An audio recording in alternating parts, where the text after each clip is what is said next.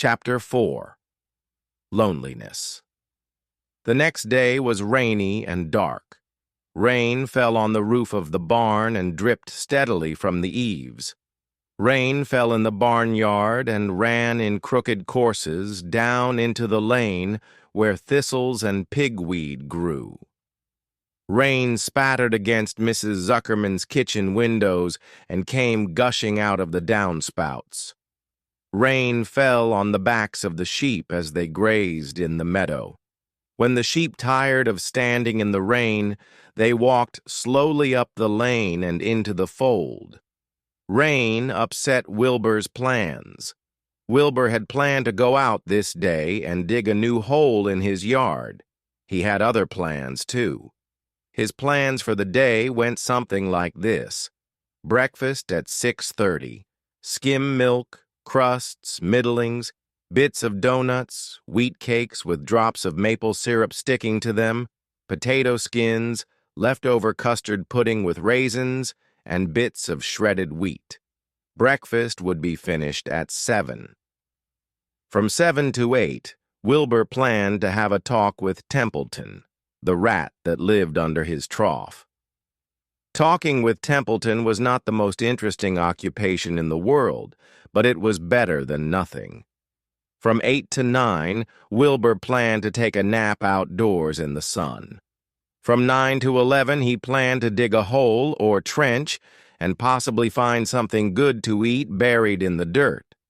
From 11 to 12, he planned to stand still and watch flies on the boards, watch bees in the clover, and watch swallows in the air.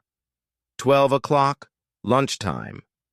Middlings, warm water, apple parings, meat gravy, carrot scrapings, meat scraps, stale hominy, and the wrapper off a package of cheese. Lunch would be over at 1. From 1 to 2, Wilbur planned to sleep. From 2 to 3, he planned to scratch itchy places by rubbing against the fence. From 3 to 4, he planned to stand perfectly still and think of what it was like to be alive and to wait for Fern.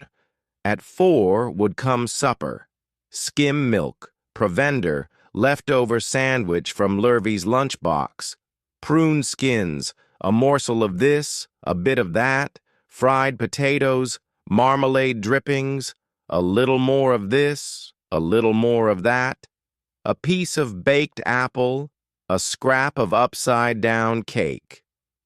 Wilbur had gone to sleep thinking about these plans. He awoke at 6 and saw the rain, and it seemed as though he couldn't bear it. "I get everything all beautifully planned out, and it has to go and rain," he said. For a while, he stood gloomily indoors. Then he walked to the door and looked out. Drops of rain struck his face. His yard was cold and wet. His trough had an inch of rainwater in it. Templeton was nowhere to be seen. "Are you out there, Templeton?" called Wilbur. There was no answer. Suddenly, Wilbur felt lonely and friendless. "One day just like another," he groaned. "I'm very young. I have no real friend here in the barn. It's going to rain all morning and all afternoon, and Fern won't come in such bad weather. Oh, honestly." And Wilbur was crying again, for the second time in 2 days. At 6:30, Wilbur heard the banging of a pail. Lurvy was standing outside in the rain, stirring up breakfast. "Come on, pig," said Lurvy. Wilbur did not budge. Lurvy dumped the slops, scraped the pail, and walked away. He noticed that something was wrong with the pig. Wilbur didn't want food. He wanted love. He wanted a friend, someone who would play with him. He mentioned this to the goose, who was sitting quietly in a corner of the sheepfold. "Will you come over and play with me?" he asked.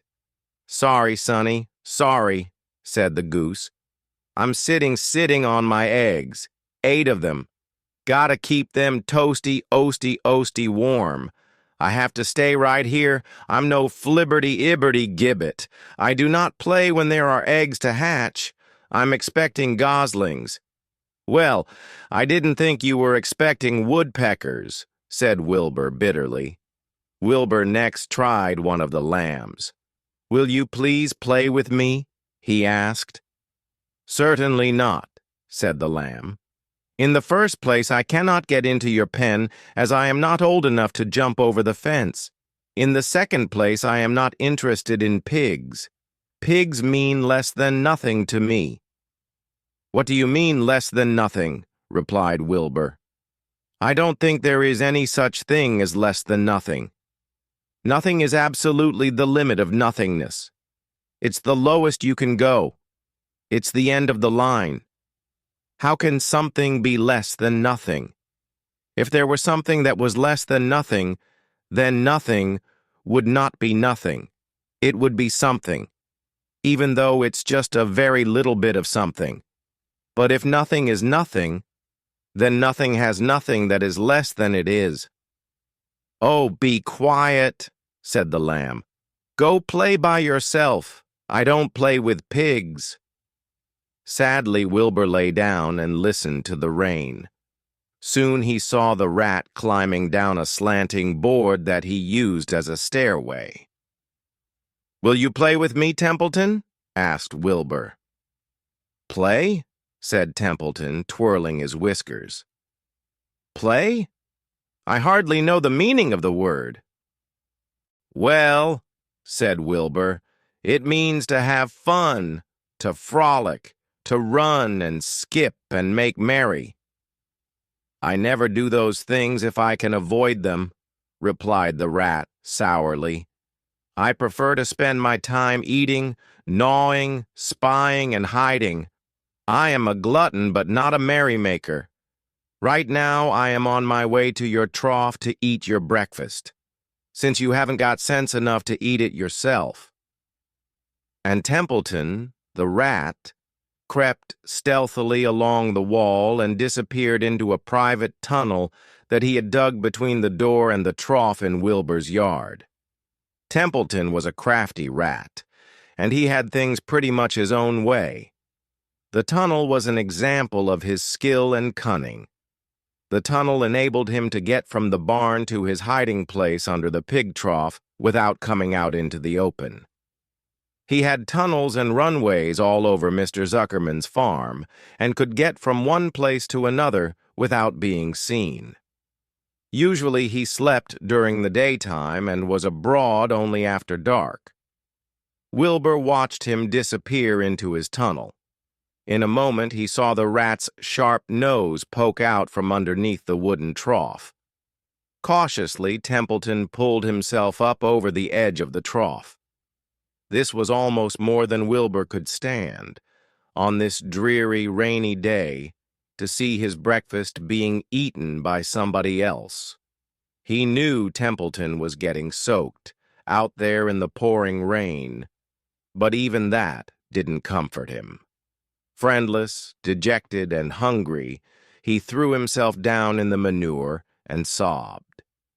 Late that afternoon, Lurvy went to Mr. Zuckerman. I think there's something wrong with that pig of yours. He hasn't touched his food. Give him 2 spoonfuls of sulfur and a little molasses, said Mr. Zuckerman. Wilbur couldn't believe what was happening to him when Lurvy caught him and forced the medicine down his throat. This was certainly the worst day of his life. He didn't know whether he could endure the awful loneliness anymore. Darkness settled over everything. Soon there were only shadows and the noises of the sheep chewing their cuds, and occasionally the rattle of a cow chain up overhead. You can imagine Wilbur's surprise when, out of the darkness, came a small voice he had never heard before. It sounded rather thin but pleasant. "Do you want a friend, Wilbur?" it said. "I'll be a friend to you. I've watched you all day and I like you." "But I can't see you," said Wilbur, jumping to his feet. "Where are you? And who are you?" I'm right up here, said the voice. Go to sleep. You'll see me in the morning.